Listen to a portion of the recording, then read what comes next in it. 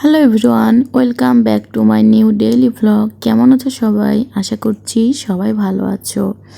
আজকে আমি কই মাছ দিয়ে আর ডাঁটা দিয়ে রান্না করব। গতকাল আমাদের এদিকে প্রচুর পরিমাণে বৃষ্টি হয়েছে, আর যেহেতু গ্রাম এটা, এই জন্য এই বৃষ্টির মধ্যে অনেক খালবিল আছে, যেহেতু খালবিল থেকে অনেক মাছ উঠে এসেছে। তো সেখান থেকেই আমার শ্বশুর আব্বু কিছু মাছ ধরে নিয়ে এসেছিল, তো আজকে সেগুলাই রান্না করব। তো চলো, রান্না করতে করতে আজকে তোমাদের সাথে আমি কিছু কথা শেয়ার করি।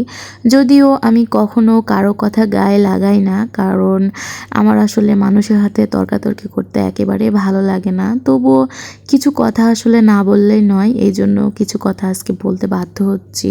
একটা কথা কি জানো তো, জীবনে আসলে সবাই শুধু অন্যকে নিয়ে সমালোচনা করতেই পারে, কিন্তু কেউ যখন বিপদে পড়ে না, সাহায্যের জন্য কিন্তু কেউ একটা টাকা দিয়ে কেউ কিন্তু কাউকে সাহায্য করে না। শুধুমাত্র কোনো কিছু যদি কেউ কিছু করে, সেটা নিয়ে সমালোচনা করতেই পারে, সেটা কাছের মানুষই হোক আর দূরের মানুষই হোক। সমালোচনা করতে, খারাপ কথা বলতে, বদনাম করতে কিন্তু কেউ দুইবার ভাবে না।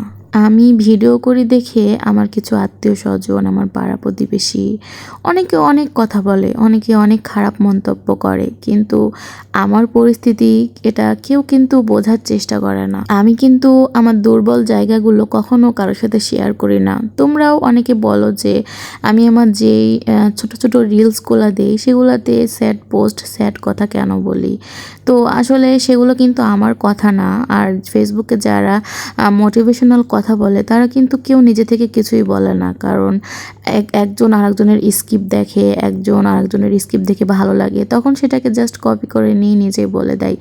আমার পক্ষেও মানে আমি যেটা করি সেটাও কিন্তু এই সেম কাহিনী, আমি কিন্তু অন্য কিছু না। তবে কিছু কিছু কথা হয়তো বা আছে যেটা জীবনের সাথে মিলে যায়, কিন্তু সব কথা না। জাস্ট কারো স্কিপ যদি আমার ভালো লেগে যায়, সেটাই আমি লিখে রাখি বা স্ক্রিনশট দিয়ে রাখি, সেটাই পরে কিন্তু আমার রিলসের সাথে আমি অ্যাড করে দিই। কিন্তু অনেকে আবার দেখা যায় যে সেগুলোকেই আবার আমার বাস্তব জীবনের সাথে মিলিয়ে ফেলে, অনেকে অনেক কথা বলে। তো তাদেরকে বলছি যে সব কিছুই কিন্তু আমার বাস্তব জীবনের সাথে না, কিছু যায় কিছু যায় না। ফেসবুকে কিন্তু সবাই ভিডিও আপলোড করে, রিলস বানায় শুধুমাত্র একটা কারণেই, টাকা ইনকাম করার জন্য।